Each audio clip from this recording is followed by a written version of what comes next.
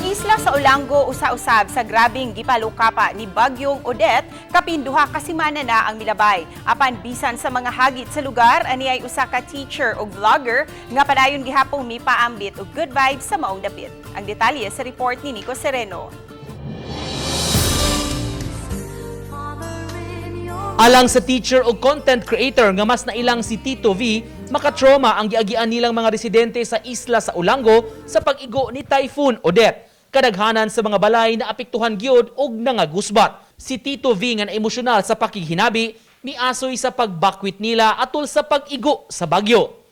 Natuklap man na ang balay nga among gipuy-an o gibakwita. So pagkatuklap, ni-decide na yun ang ako ang mama o akong kuya nga mubalay nagpikas balay at tumis among igagaw. So nagdinaganay mi alas 7 sa gabi, grabe ang trauma namo. Nakaingon gi ko, Lord, kung buhion mi ninyo, Lord.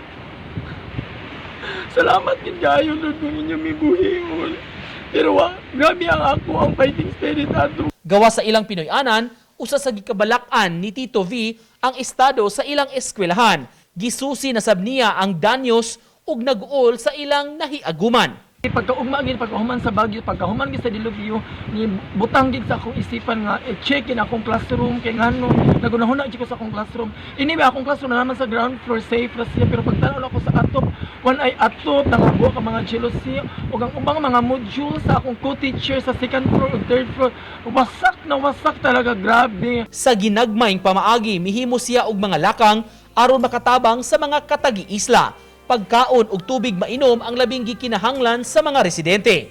Maong panghinaot niya, daghan ang madani nga mutabang kanila aron makabarog pagbalik ang mga mulupyo. Mudawat sab siya sa mga buot ipaagi kaniya nga mga hinabang aron makaabot sa mga labing nanginahanglan. Minsahe kaninyong tanan is no fight lang gid ta, laban lang gid ta.